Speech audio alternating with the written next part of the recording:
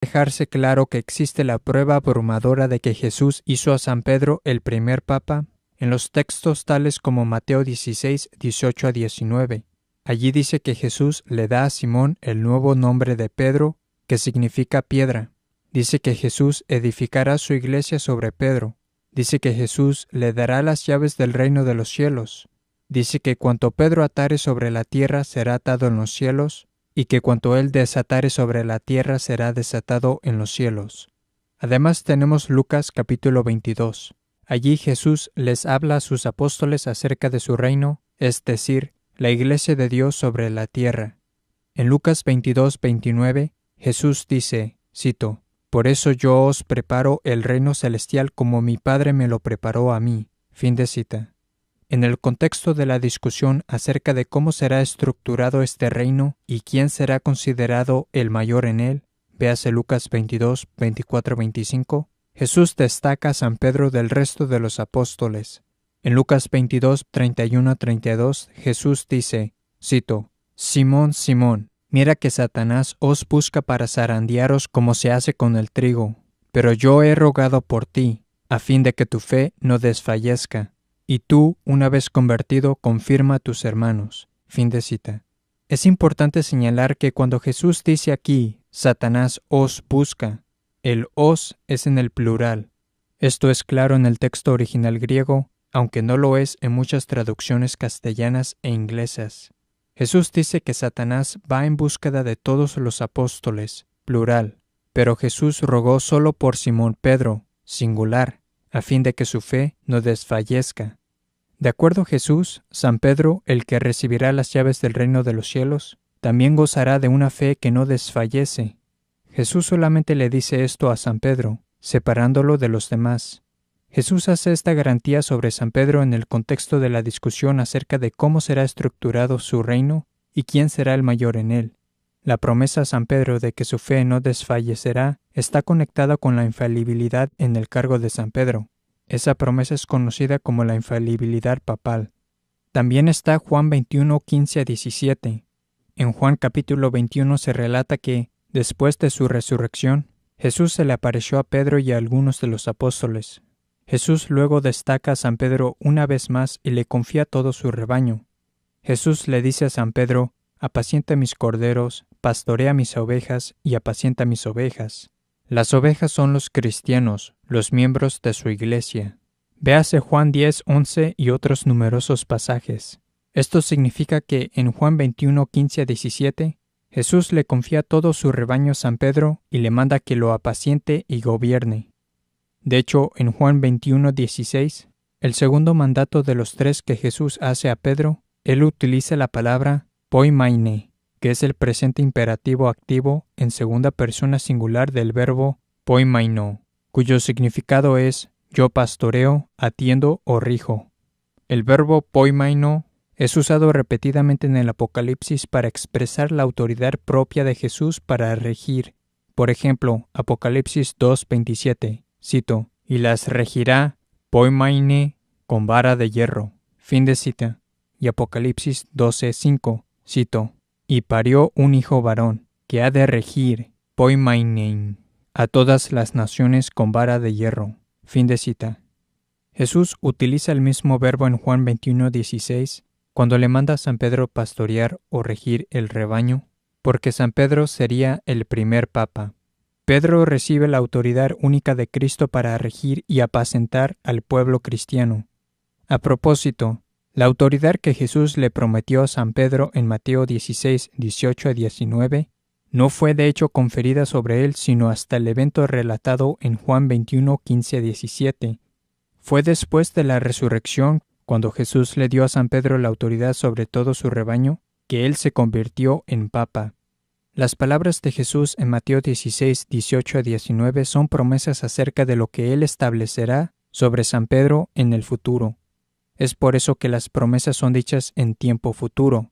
Cito, «Sobre esta piedra yo edificaré mi iglesia, yo te daré las llaves del reino de los cielos», etc.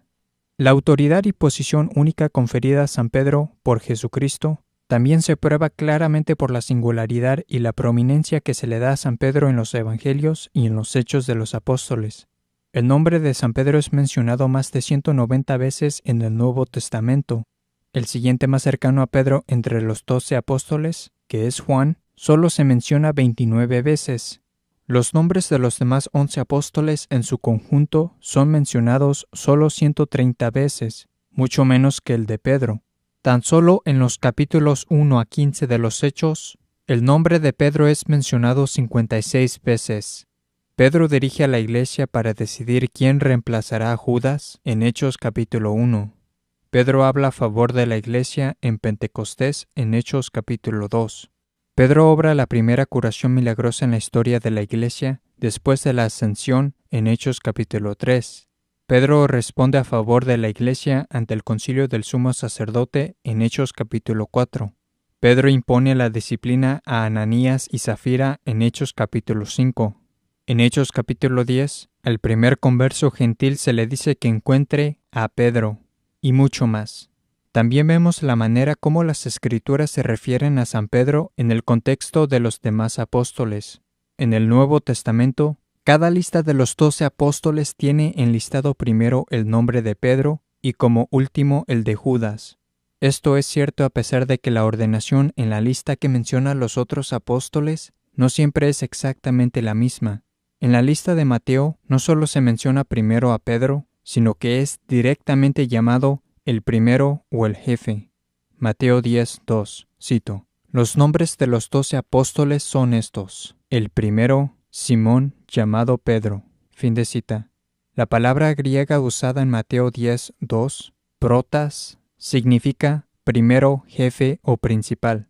Como los demás nombres no tienen un número asignado en la lista, y Pedro no fue el primero que siguió a Jesús, sino Andrés, esta declaración no tiene la intención de asignar un número a Simón Pedro. Ello es para indicar que él es el jefe, el líder o el principal de los 12. Mateo está diciendo literalmente el jefe Pedro. Adicionalmente, cuando Pedro es mencionado por su nombre, los demás apóstoles a menudo son descritos como los que estaban con Pedro. Incluso el ángel después de la resurrección hace lo mismo. Marcos 16:7, cito: Pero id a decir a sus discípulos y a Pedro que os precederá a Galilea. Fin de cita. La Escritura repetidamente singulariza a San Pedro y lo distingue de los demás apóstoles porque él era el líder, el primer papa. Bien, ahora consideremos una impresionante prueba adicional de este hecho ubicada en los Hechos de los Apóstoles. Con el fin de entender este punto, se debe saber que, según el Nuevo Testamento, Jesús se sentará sobre el trono de David y heredará su reino. Dios hizo un pacto con David para establecer un reino. La monarquía davídica, el reino de Dios sobre la tierra en el Antiguo Testamento, estaba destinada a ser un prototipo del reino de Dios que Jesucristo luego establecería. Es por eso que Jesús es llamado el Hijo de David en los Evangelios. Es por eso que en el Evangelio de Mateo uno de sus temas principales es sobre un reino. También es la razón por la que el mismo San Pedro dice en Hechos 2:30 que Jesús está sentado sobre el trono de David. Por eso Lucas 1:32 dice lo siguiente de Jesús, cito: Y le dará el Señor Dios el trono de David, su padre. Fin de cita. Jesús está sentado sobre el trono de David, pero el reino de Jesús es espiritual. Su reino es su iglesia. Su reino no solo es el cumplimiento, sino que supera el prototipo, el reino de David. El punto aquí es que el reino de Jesús, su iglesia, sigue el modelo del reino de David y la Israel del Antiguo Testamento. Tenga esto presente. Por ejemplo, los ministros reales que formaban el gabinete real en la monarquía davídica, como también las 12 tribus de Israel, prefiguraron a los 12 apóstoles de Jesús. Ahora, en Hechos capítulo 15 leemos acerca del Concilio de Jerusalén. Este fue una reunión monumental de la eclesía, la iglesia, con respecto a la circuncisión y cómo en el futuro debían ser atendidos los gentiles que se convertirían al Evangelio. La reunión, por lo tanto, trató de cómo funcionaría el reino del nuevo pacto de Dios, que es su iglesia, y de cómo se construiría y expandiría en el futuro. en Hechos 15:6 leemos que, cito, se reunieron los apóstoles y los presbíteros para examinar este asunto. Fin de cita.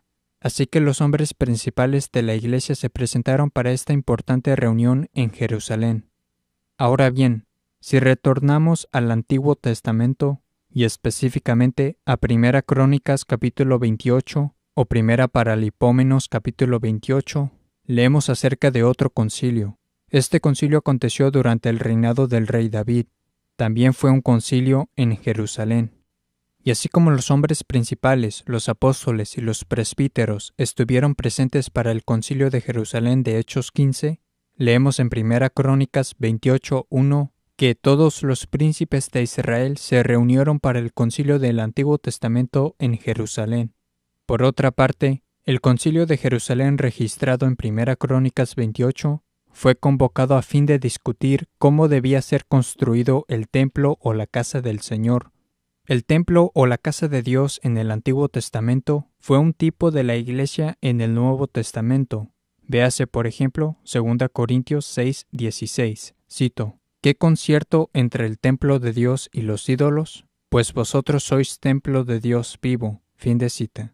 También véase Hebreos 3:6, 1 Pedro 2:5 y otros pasajes para la conexión entre el templo de Dios en el Antiguo Testamento y la iglesia de Dios en el Nuevo Testamento.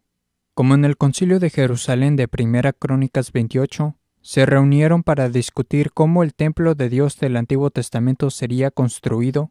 Ello fue, por ende, un tipo o símbolo exacto del futuro concilio en Hechos capítulo 15, donde igualmente se reunieron para discutir cómo el templo de Dios, esto es, la iglesia del Nuevo Testamento, se construiría y expandiría de allí en adelante. De hecho, en Hechos 15:16, en el concilio de Jerusalén del Nuevo Testamento, hay una referencia directa a la profecía de Amós 9:11 sobre la reedificación del tabernáculo de David. El tabernáculo de David era la tienda en la cual estaba el arca de la alianza antes de la construcción del templo. Fue por ende un precursor del templo casa de Dios y una representación de ello. El mensaje en Hechos 15:16 es que con la incorporación de los gentiles en la iglesia, el asunto discutido específicamente en el concilio, la profecía acerca de la reedificación de ese tabernáculo de David, la casa de Dios, se estaba cumpliendo. Por lo tanto, el concilio de Jerusalén de Primera Crónicas 28, que se convocó para discutir cómo construir el templo de Dios, fue definitivamente un tipo del concilio de Jerusalén de Hechos 15, que se convocó para discutir cómo construir el templo o iglesia de Dios. Explicado el evidente paralelo entre los dos concilios en Jerusalén, por favor considere lo siguiente. En Primera Crónicas 28:2 leemos que, cito, y se levantó David, el rey, en medio de la asamblea. Fin de cita. En este concilio de Jerusalén, que trataba acerca de cómo construir el templo de Dios, y que claramente prefiguró el concilio de Jerusalén de Hechos 15, el único que la Escritura describe e identifica como el que se levantó en medio de la asamblea es el rey. El que se levantó en medio de los demás para dirigirse a ellos es el que tiene la suprema autoridad sobre Israel. En Hechos 15:7, en el concilio de Jerusalén del Nuevo Testamento, que asimismo determinaría cómo el templo de Dios, su iglesia del Nuevo Testamento, se construiría y expandiría, leemos esto, cito, después de una larga discusión, se levantó Pedro y les dijo, fin de cita. La Escritura describe e identifica a Pedro como el que se levantó en el concilio de Jerusalén de Hechos 15, al igual como se describió e identificó al rey David como el que se levantó en el concilio de Jerusalén de Primera Crónicas 28, porque Pedro, siendo el líder de la iglesia y el primer papa, tuvo la suprema autoridad sobre la nueva Israel, la iglesia, igual que el rey David que tuvo la suprema autoridad sobre Israel en el Antiguo Testamento. Y si aún no está convencido del paralelismo, siga escuchando. Continuando con su discurso, en 1 Crónicas 28:4 leemos que David dice esto, cito, «Y el Señor, el Dios de Israel, me eligió de toda la casa de mi padre para ser rey sobre Israel por los siglos». Fin de cita. El rey David se levantó durante el concilio en Jerusalén, el concilio que trató acerca de cómo construir el templo de Dios, y dice que el Señor Dios me eligió. En Hechos 15:7, en el concilio de Jerusalén del Nuevo Testamento, el concilio que trató acerca de cómo construir la iglesia de Dios, leemos que Pedro dice esto, cito, «Después de una larga discusión, se levantó Pedro y les dijo, Hermanos, vosotros sabéis cómo, desde los primeros días, Dios me eligió en medio de vosotros para que por mi boca oyesen los gentiles la palabra del Evangelio y creyesen». Fin de cita. El paralelo es impresionante y claro. La palabra inspirada de Dios describe a Pedro en el concilio de Jerusalén de Hechos 15, de la misma manera como describe al rey David en el concilio de Jerusalén de Primera Crónicas 28. David se levantó en medio de los demás y dice que de toda la casa de mi padre Dios me eligió. De la misma manera, Pedro se levantó en medio de los demás y dice que de todos vosotros apóstoles, presbíteros y representantes de la iglesia, Dios eligió mi boca. También es interesante que en Primera Crónicas 28:2, la palabra para asamblea en la cual David se levantó, habló y declaró que Dios lo eligió, la traducción griega es eclesia. Esa es la palabra griega para iglesia. Es la misma palabra usada en Hechos 15 para describir la asamblea o iglesia en la cual Pedro se levantó, habló y declaró que Dios lo eligió. Tanto David y Pedro se levantaron en medio de la iglesia o eclesia y declararon que Dios los eligió. Pedro hace y dice lo que David hace y dice precisamente porque Pedro tuvo la suprema autoridad sobre la iglesia del Nuevo Testamento, así como el rey David tuvo la suprema autoridad sobre Israel. La iglesia es la Israel de Dios. Véase Gálatas 6:16. Las palabras de la Septuaginta o LXX confirman aún más este hecho. La Septuaginta o LXX es la traducción griega del Antiguo Testamento. Es la versión del Antiguo Testamento que muy a menudo es citada por los escritores inspirados del Nuevo Testamento. En Primera Crónicas 28:4 de la Septuaginta, cuando el rey David dice que Dios me eligió, la palabra eligió es ex el exacto. Esa es el aoristo medio indicativo en tercera persona forma singular del verbo griego eklego, que significa yo selecciono, escojo o elijo. Pues bien, en Hechos 15:7, cuando Pedro se levantó y dice que Dios lo eligió, la palabra eligió no solo viene del mismo verbo, sino que es exactamente la misma palabra que encontramos en Primera Crónicas 28:4, ex el exacto. El texto inspirado de la Escritura nos da este notable paralelo entre los dos concilios en Jerusalén y las palabras y obras de sus pertinentes líderes, para confirmar adicionalmente que Dios eligió a Pedro para tener la suprema autoridad sobre la nueva Israel, la Iglesia, así como Dios eligió al rey David para tener la suprema autoridad sobre Israel del Antiguo Testamento. Y como el cargo del rey David tuvo sucesores, el cargo de San Pedro también los tiene. De hecho, en Primera Crónicas 28, el rey David procede a mencionar que si bien Dios lo eligió para ser rey sobre Israel, no fue sino su sucesor, el rey Salomón, quien de verdad construyó el templo de Dios. En Primera Crónicas 29:1, el rey David también describe a su sucesor, Salomón, como a, cito, quien solo le ha elegido Dios. Fin de cita. Esto indica además que Dios elige solo una persona para ser rey, y que el rey tiene sucesores en ese cargo único. De la misma manera, Dios eligió a Pedro para ser la piedra y el fundamento de la iglesia, el que tiene las llaves del reino de los cielos, pero sus sucesores, los futuros papas, completarían la expansión o crecimiento del templo de Dios, la iglesia, en cuanto los nuevos conversos sigan entrando en el cuerpo de Cristo a través de la historia. La autoridad de San Pedro en el Concilio de Jerusalén también es clara desde el hecho que antes de su discurso hubo una larga discusión. Cito, después de una larga discusión se levantó Pedro. Fin de cita. Pero en cuanto Pedro terminó su discurso en Hechos 15:11, el siguiente versículo dice, cito, guardó entonces silencio toda la multitud y escucharon a Bernabé y a Pablo. Fin de cita.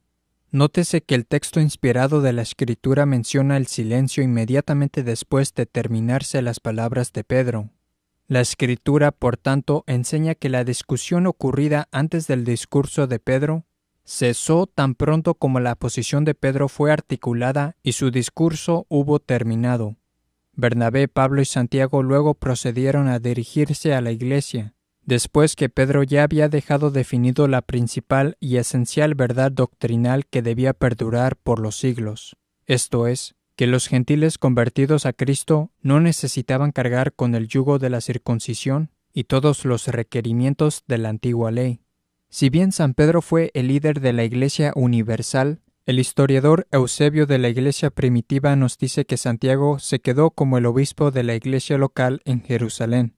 También se debe señalar que, con la excepción de estar prohibida la inmoralidad sexual o la fornicación, que obviamente es de ley divina y repetida en muchos lugares del Nuevo Testamento, la propuesta hecha por Santiago en el Concilio de Jerusalén de que los gentiles conversos debían abstenerse de los alimentos sacrificados a los ídolos, de la sangre y de lo ahogado o estrangulado que los apóstoles decidieron adoptar, fue una recomendación que abarcaba la disciplina de la Iglesia y no el dogma. Fue una medida disciplinaria adoptada por la Iglesia durante ese periodo apostólico en particular, del cual se estaba formando una sola Iglesia de Cristo entre aquellos que observaron la antigua ley y los gentiles que no la observaban. Véanse 1 Corintios capítulo 8, 1 Corintios 10, 25-29 y la bula dogmática Cantate Domino del Católico Concilio de Florencia, para la prueba de que la prescripción mencionada en Hechos 15-29 contra el consumo de esos alimentos específicos era una medida temporal y disciplinaria, no una enseñanza dogmática o una ley que estuviese inextricablemente conectada a la fe de Cristo. Esa prescripción dejó de ser obligatoria y ya no más aplicaba después del periodo apostólico. Por eso lo que Santiago discutió y recomendó en el Concilio de Jerusalén fue una medida disciplinaria. Sin embargo, lo que San Pedro declaró fue la verdad dogmática que permanecería en vigor para toda la historia de la Iglesia, esto es, que los gentiles conversos en la Iglesia de Cristo no necesitaban observar la circuncisión y el resto de la antigua ley. Ese principio dogmático definiría todas las generaciones futuras de cristianos y determinaría cómo la Iglesia se construiría y expandiría a través de los siglos. Es por eso que ello fue proclamado por San Pedro, la cabeza de la Iglesia, el que se levantó primero en medio de la asamblea y cuyas palabras silenció la discusión. La autoridad de San Pedro sobre la Iglesia también es precisamente la razón por la cual se le dijo específicamente al primer converso gentil, Cornelio, que encontrase a San Pedro, el líder de la Iglesia. Y también es precisamente la razón por la que la profunda visión registrada en Hechos 10, 10-16, que significaba que las restricciones de la antigua ley contra los alimentos impuros habían terminado, la visión que daría forma a toda la historia futura de la Iglesia, le fue dada a San Pedro solamente. Dios le comunicó a la cabeza de la Iglesia, San Pedro, la medida dogmática que él quería que siguiera el resto de la Iglesia, de manera que una vez que el líder de la Iglesia hiciese conocer la verdad sobre el asunto, los demás en la Iglesia bajo su autoridad la aceptaría. Además es digno de mención que cuando Santiago empezó a hablar, él hizo referencia a lo que Simón Pedro ya había dicho. Hechos 15-14, cito, Simón nos ha dicho de qué modo Dios por primera vez visitó a los gentiles. Fin de cita. Santiago hace referencia al discurso de San Pedro al comenzar su propio discurso. No obstante, cuando Pedro empieza a hablar, él no hace referencia a ningún otro hombre. Él simplemente menciona cómo Dios lo eligió. La significancia de estos hechos, que claramente prueban el papado, debería ser incluso más evidente cuando recordamos que Jesús está sentado sobre el trono de David. Jesús es el Rey, verdadero Dios y verdadero hombre. Él es el fundador de la Iglesia y el último sucesor del trono de David, pero Él le da a San Pedro su autoridad, las llaves del reino y la comisión de gobernar su rebaño. Por lo tanto, el cargo de San Pedro es el del primer ministro o vicario de Jesús cuando se considera que Jesús es el Rey.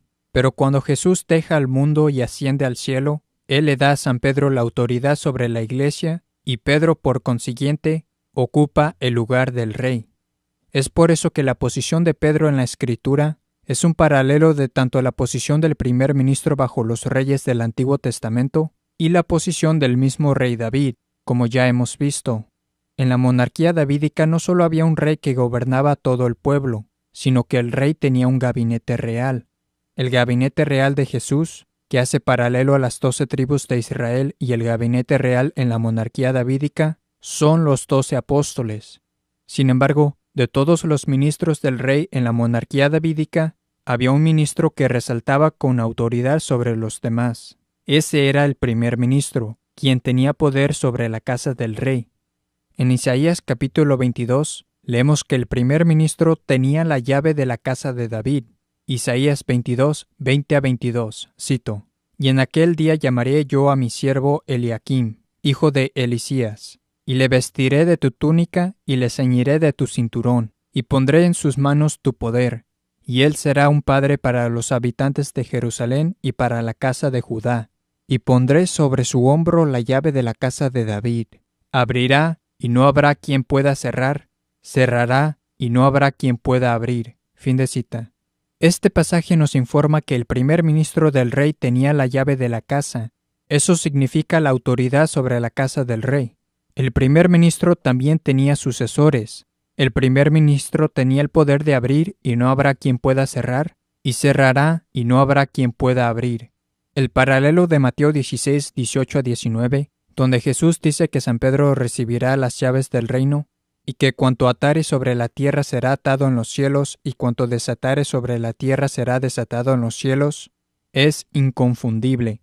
Jesús estableció que sus primeros ministros serán San Pedro y sus sucesores, y cuando Jesús dejó el mundo, después de haberle confiado a San Pedro el rebaño, Pedro se levantó como el representante de Jesús y tomó su lugar como el líder y gobernador de la Iglesia. Es por eso que la posición de San Pedro en los Hechos de los Apóstoles es la del líder de la Iglesia, y la razón por la que su papel en el Concilio de Jerusalén es un paralelo de la posición del rey David. Como estos hechos demuestran para cualquiera de buena voluntad, los protestantes y los demás no católicos que rechazan el papado están equivocados. Su posición es indudablemente falsa. Ellos no tienen la verdadera fe cristiana.